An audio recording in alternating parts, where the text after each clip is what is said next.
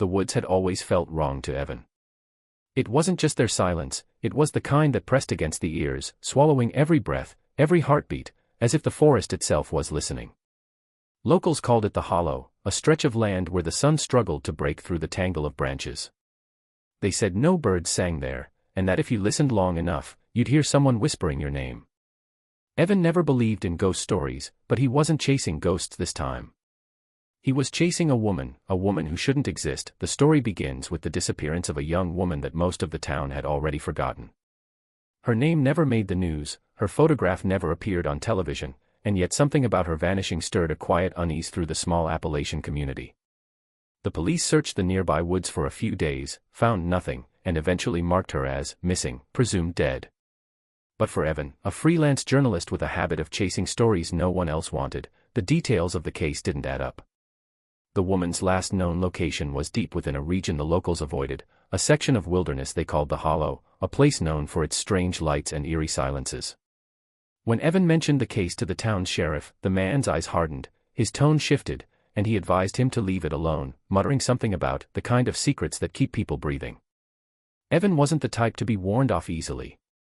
The more people told him to drop it, the more obsessed he became. There were gaps in the official reports, names that had been blacked out, and witnesses who suddenly refused to speak. A local waitress told him in a whisper that she'd seen the missing woman before, walking along the edge of the woods just before sunset, barefoot and humming a lullaby no one recognized. Others said she'd been staying in an abandoned cabin, while a few insisted she was never real to begin with, that she was one of them, whatever that meant. Every story contradicted the next, yet all of them pointed in one direction, toward the forest that everyone feared but no one truly understood. On a gray afternoon, Evan drove past the faded, "Do not enter" sign nailed crookedly to a tree at the edge of the hollow. The road dissolved into dirt, then into overgrown grass, until his car could go no further. He continued on foot, following the faint traces of a trail that seemed to appear only when he stopped looking for it.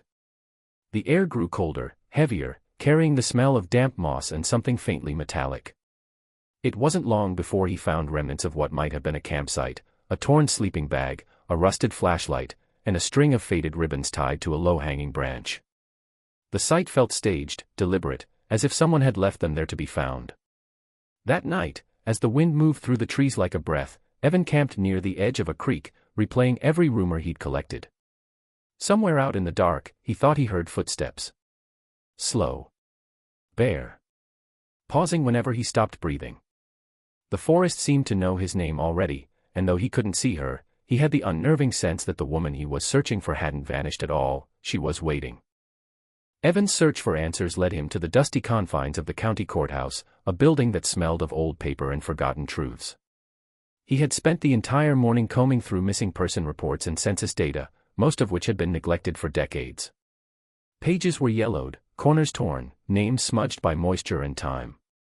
Just when he was about to give up, he found a slim manila folder wedged between two thick ledgers labeled Obituaries, 1950s. The folder had no name, only a handwritten note that read, "Hollow Family." Inside was a single black and white photograph, creased and stained, showing a young woman standing in front of a wooden cabin with a crooked roof. Her face was pale and strangely symmetrical, her hair hanging loose in uneven waves. But it was her eyes that caught him, eyes too large, too dark, and filled with an expression that seemed to plead for something he couldn't define. The photograph was dated 1957. The back was stamped with the name of a local photographer whose studio had closed more than half a century ago. Beneath the picture was a short description in faded typewriter ink: Lydia R., age approximately 20, resident of the Hollow region. There was no record of birth, no address, and no further information. What struck Evan most was the clarity of her image. While the edges of the photograph were blurred with age, the woman's face was sharply in focus, as if she had been standing still for far too long. He scanned the photo under better light and noticed faint outlines in the background, shadowy shapes near the trees that resembled figures, though their faces were obscured. The longer he stared, the more convinced he became that she wasn't alone when the picture was taken. Evan asked the clerk if there were more photos or files linked to the Hollow family, but the man's demeanor changed instantly. His polite tone vanished, replaced by a cautious stiffness. He said the records from that era were incomplete, some lost in a flood, others removed for privacy reasons. When Evan pressed further, the clerk muttered something about folks best left alone and refused to continue the conversation. Before leaving, Evan quietly photographed the old picture with his phone, making sure to capture every inch of detail. That night, he enlarged the image on his laptop and noticed something chilling, the faint silhouette of the same woman, Lydia, reflected in the cabin window, but her expression was different. The woman outside was calm, but the one in the reflection looked terrified, her mouth open as if she was screaming silently. The discovery left Evan sleepless, haunted by the question that had begun to take root in his mind: how could a woman photographed nearly 70 years ago still be seen walking the woods today, looking exactly the same? Evan's next step was to speak with the locals, hoping someone would remember the woman from the photograph or the mysterious family she belonged to. The small Appalachian town he found himself in had an uneasy rhythm, doors shut quickly, curtains drawn tight, and conversations that ended the moment he mentioned the hollow. The older residents in particular seemed to react as though he had spoken a curse. They'd lower their voices, their eyes darting toward the forest at the edge of town as if the trees themselves were listening. It took several days of persistence, late-night visits to roadside diners, and more than a few drinks bought for wary strangers before anyone said more than a few words. The stories they shared didn't sound like gossip, they sounded like confessions. One man, a retired logger with trembling hands, told Evan that his father used to warn him never to venture near the hollow after dark. He said there was a family that lived deep in those woods, people who never left and never let anyone in. They weren't violent, he claimed, just wrong somehow, not like everyone else.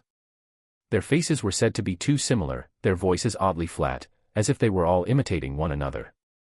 The family, according to him, believed that mixing with outsiders would taint their gift, though no one could explain what that gift was. Another woman, nearly 90, recalled hearing babies crying in the night from somewhere past the creek, followed by the sound of singing, low, eerie lullabies that faded whenever anyone tried to follow them. She said that when she was a girl, her cousin went missing after daring his friends to step inside the hollow, and the next morning, they found his footprints leading in but none coming back out. Every story carried a thread of the same warning: the hollow wasn't just home to a family, it was their world, their bloodline, their prison. Inbreeding, the townspeople whispered, had gone on for generations, long past the point of reason or humanity. The children were said to be born sickly, with faces that resembled each other so closely it was impossible to tell siblings apart. Some were blind, some unable to speak, others with features that defied natural explanation. But it was Lydia's name that surfaced again and again, spoken with a mixture of fear and pity. Some said she was the last of them, the final daughter of a doomed lineage. Others claimed she had outlived them all. When Evan showed them her photograph, a few refused to look. One old man crossed himself and whispered, "That's her. She's still out there.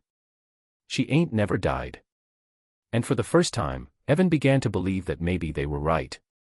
Evan spent weeks tracing the few leads he had until he finally located what he believed was the family's old home. The directions came from an old map tucked in the archives of a forgotten library, its paper soft with age, the ink nearly gone. The location was deep inside the hollow, well past where any modern trails existed. He parked his car at the last accessible point and hiked for hours, the air growing colder, the woods denser, until the sound of the world disappeared behind him. The trees twisted together like ribs closing around a heart, and for a moment he felt certain he wasn't supposed to be there. Just as he thought he'd lost the trail, the ground opened into a small clearing, and there it was, a cabin leaning against time itself, its walls draped in vines, its roof sagging under the weight of decay. The sight of it was both ordinary and horrifying, like something plucked from a half-remembered nightmare. He approached carefully, his every step sinking into soft, wet soil. The cabin's door hung open on one hinge, creaking faintly in the wind. Inside, the air smelled of dust and rot, but beneath it lingered another scent, sweet, almost floral, like something meant to disguise death. Light filtered through the gaps in the wood, scattering across a floor covered in debris, broken jars, rusted metal tools, a doll's head missing an eye. On a table near the far wall lay a stack of journals, their pages warped and darkened with age. Evan picked one up, careful not to let it fall apart, and began to read. The handwriting was uneven, the words frantic, looping, and desperate. They spoke of purity, of the chosen blood, of a duty to keep their lineage intact. The writer mentioned Lydia often, sometimes calling her the child of promise, other times the mirror of our sin. The deeper he read, the worse it became. One passage described a ritual of union between cousins, another between a father and his daughter. The words read like scripture, written by someone convinced their actions were sacred, demanded by something older than themselves. Evan flipped through the pages until he found the last entry. The ink was smeared, but the words were legible enough to chill him. She will not die. She cannot die. The blood refuses to end. He felt something cold move through him then, a realization that this wasn't just the story of a family gone mad, it was something ancient that had taken root and refused to decay. As he turned to leave, the faintest sound came from the far corner of the cabin, a soft thud, followed by a dragging noise. When he shone his flashlight, there was nothing there, only a trail of footprints leading toward the door, smaller than his own and freshly pressed into the dust. Night settled over the hollow like a living thing, swallowing every trace of light until even the stars seemed afraid to shine. Evan stayed near the cabin, too uneasy to sleep, his flashlight dimming with each passing hour. The air felt thicker, colder, and every sound carried too far, the distant cracking of branches, the rustle of unseen movement, the low sigh of the wind through the trees. He tried to convince himself it was just the forest, alive in its own strange way, but there was something deliberate in the rhythm of the noises, like footsteps pacing just beyond the reach of his light. Then he heard it, a sound so faint he almost dismissed it at first. A woman's voice, humming. The tune was fragile, hauntingly slow, each note trembling as if it had been sung 1,000 times. The melody was unfamiliar, yet it carried something painfully human, something that seemed to reach for him through the dark. Evan froze, scanning the trees, the beam of his flashlight slicing through the fog. The humming stopped. For a long, breathless moment, there was only silence. Then it started again, closer this time, drifting from somewhere behind the cabin. His pulse quickened, his breath shallow, and against every instinct, he followed the sound. Each step he took was met with a creak or a whisper from the forest floor, the ground soft beneath his boots. When he rounded the side of the cabin, the voice fell silent once more. The woods stared back at him, a wall of shadows and cold air. He called out, his voice breaking the stillness, but there was no answer, only the faint echo of his own words carried away by the wind. He stood there for what felt like hours, listening, waiting for the voice to return. It never did. Instead, the forest responded in a different way. The trees began to groan as if shifting under their own weight, and from deep within the dark, something snapped, a branch, heavy and close. Evan aimed his flashlight toward the sound and saw nothing but mist curling around the trunks. Yet he couldn't shake the feeling that he was being watched, that eyes were tracking his every movement from the shadows. The humming didn't come again that night, but its echo lingered in his mind, a melody that refused to fade. When he finally retreated into the cabin and barred the door, he could still hear it faintly through the walls, carried by the wind, as if the woman herself was circling the clearing, waiting for him to sleep. The morning came slowly, gray and silent, as though the forest had not yet decided to wake. Evan emerged from the cabin with stiff limbs and hollow eyes, the memory of the humming still looping faintly in his head. The fog hung low, swallowing the treetops, and a thin layer of frost glistened on the leaves. He moved cautiously around the clearing, scanning for footprints or any trace of who, or what, had been there the night before, but the ground was untouched. It was as if the forest had erased itself while he slept. Trying to shake off the unease, he took out his camera and began to document the area, capturing the decaying wood of the cabin, the curling vines, the faint markings on the trees that almost looked deliberate. The silence pressed closer the longer he stayed, until even his own breathing sounded too loud. Then, from the corner of his eye, something moved. At first, he thought it was a trick of the fog, a shifting shadow or the sway of branches, but when he looked again, he saw her. Standing at the edge of the clearing, half-veiled by mist, was a woman. She was impossibly still, her white dress blending into the morning haze, her long hair damp and heavy against her shoulders. What unsettled him most were her eyes, wide, unblinking, fixed directly on him with a kind of childlike curiosity. He called out softly, not wanting to frighten her, though it was clear she had no intention of running. For a moment, he thought she might speak, but she only tilted her head, as though studying him like something unfamiliar. Her skin was so pale it seemed to glow faintly in the weak light, and her face, though striking, felt wrong somehow, too symmetrical, too untouched by time. Evan took a cautious step forward, and instantly, her expression changed. The faint curiosity melted into something sharper, almost fearful. She turned her head slightly, as if listening to something deep within the woods, and before he could take another step, she was gone. One blink, and the spot where she had stood was empty. No sound of movement, no crack of twigs, just emptiness. He ran to the edge of the clearing, heart pounding, but found no footprints in the soft earth. The air was colder now, the fog thicker, curling around him like smoke. He stood there for several minutes, listening, hoping she would reappear, but the forest offered nothing but silence. When he turned back toward the cabin, he saw the faintest trace of her face reflected in the cabin window, those same wide, staring eyes, before the image faded with the shifting fog, leaving him alone once more. Back in town, Evan's encounter left him restless, his mind spiraling between disbelief and fascination. The woman's face haunted him, her stillness, her impossible calm, and those eyes that seemed to know more than they should. He needed proof of who she was, something beyond folklore, so he turned to records, archives, and anything that could tie her existence to reality.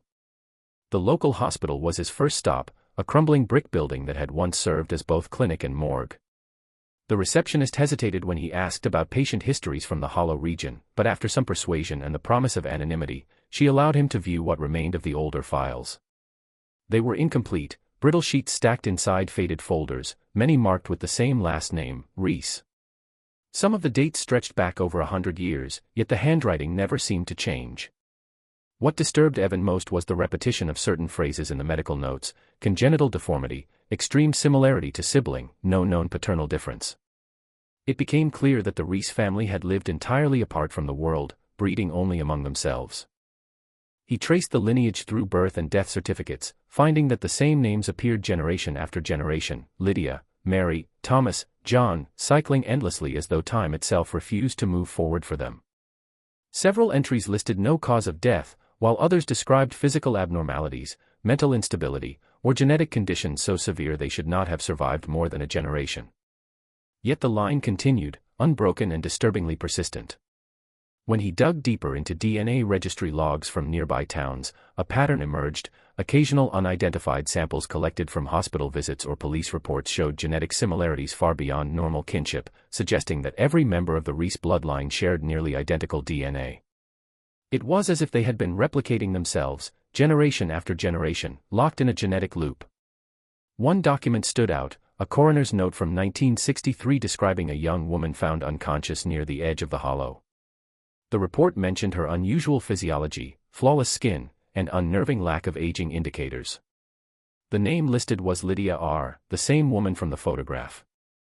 Evan felt a chill settle in his chest as he realized that, mathematically, Lydia could not be alive unless the family's genetic sequence had somehow defied the natural order. He copied everything, snapping photos of the files, knowing that what he'd found would never be accepted as truth without proof. When he tried to request more detailed reports, the hospital abruptly denied further access.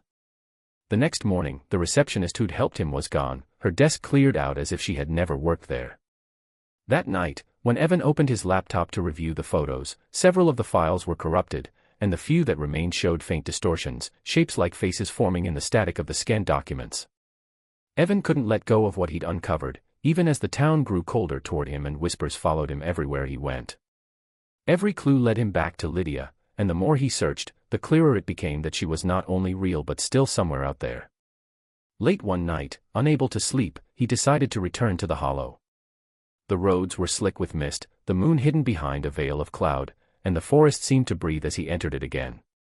He carried only a flashlight, his camera, and the worn photograph of Lydia that had started this descent. As he ventured deeper, the air grew unnaturally still. Even the insects were silent, and the only sound was the crunch of his boots against the damp earth. When he reached the clearing where the cabin once stood, he found it unchanged, except now there was smoke rising faintly from the chimney, as if someone had been there just moments before. He hesitated, his instincts warning him to leave, but curiosity overpowered fear. When he stepped through the door, he froze. The inside was clean now, the dust gone, the debris cleared away. A small fire burned in the hearth, its light casting long shadows across the walls. And then he heard it, a voice, soft and uncertain, coming from the corner of the room. "You came back." The sound made his breath catch.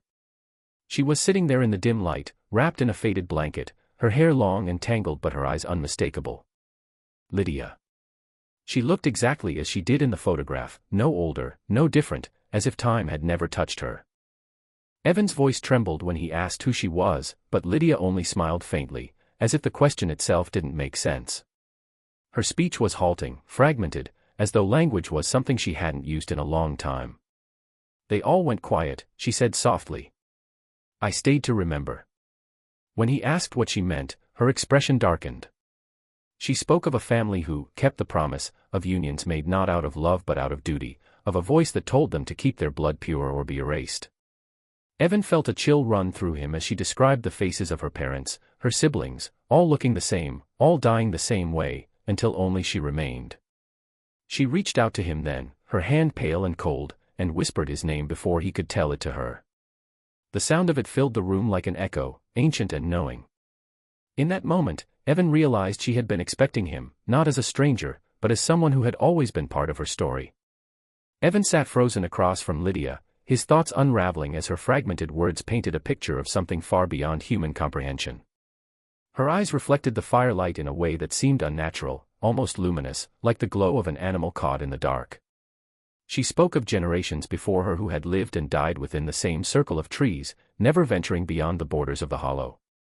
Their belief had been absolute, that their bloodline was chosen, destined to preserve something sacred.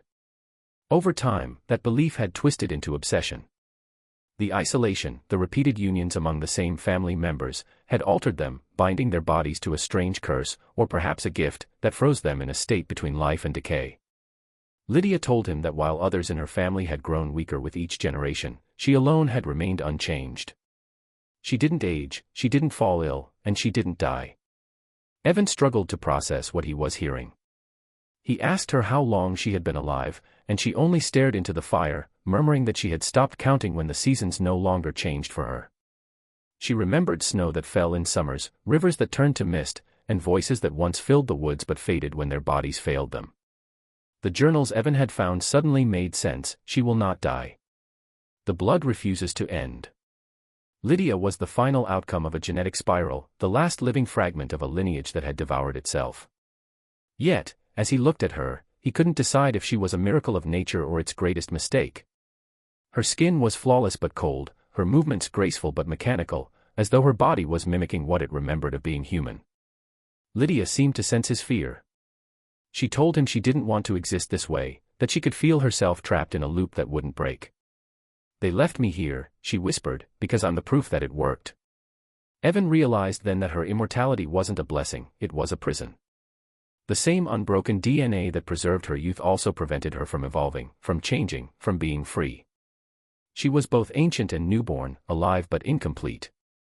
When Evan asked why she had called him by name, Lydia smiled faintly and said, "You came from us once." The word struck him like a blow. Somewhere deep within his own ancestry, buried beneath generations of forgotten names, his blood and hers had once been the same. The woods had drawn him in not by chance, but by inheritance. The morning after his encounter with Lydia, Evan awoke to the acrid smell of smoke curling through the forest air. His body ached from exhaustion, his mind clouded with disbelief and fragments of memory that felt more like dreams than truth. When he stumbled back toward the clearing, a wave of heat met him. The cabin was burning. Flames devoured the old wood with a hunger that seemed unnatural, consuming years of rot and history in minutes. The fire burned too fast, too clean, as though it had been waiting for this moment. Evan shouted her name, but there was no answer, only the crackle of burning timber and the low groan of the collapsing roof. He tried to approach, but the heat forced him back. Through the haze, he thought he saw movement near the window, a pale figure standing motionless, her face turned toward him. Then the structure gave way, and she was gone. When the fire finally died, there was nothing left but blackened earth and fragments of metal. No remains, no journals, no sign that anyone had ever lived there. Evan sifted through the ashes, his hand shaking, finding only a few warped nails and a melted locket that might have once belonged to her. It felt impossible that the fire had started by accident. Someone, or something, had erased every trace of her existence. As he turned to leave, the forest seemed to close in again, the trees pressing together as if to seal the wound. The air felt heavier, the silence more complete than ever before. He made his way back to town in a daze, his camera broken, his notes gone, his mind filled with questions that had no answers. Weeks passed, but the memory of that night refused to fade. He told no one what he'd seen, fearing they would dismiss him as insane. Still, he couldn't shake the feeling that Lydia hadn't perished in the fire. There had been something in her eyes, something eternal, that didn't belong to this world. Then, one morning, a small, unmarked envelope arrived at his apartment. Inside was a single photograph, grainy, black and white, and clearly taken at night. It showed the forest clearing just before the fire, and in the corner of the frame stood Evan, camera in hand, staring toward the cabin. Behind him, half-shrouded in fog, was Lydia. Her face was calm, her eyes fixed on the lens as if she'd been watching him all along. There was no note, no explanation, just that haunting image, a final reminder that some secrets never burn away, and that the forest still remembered his name.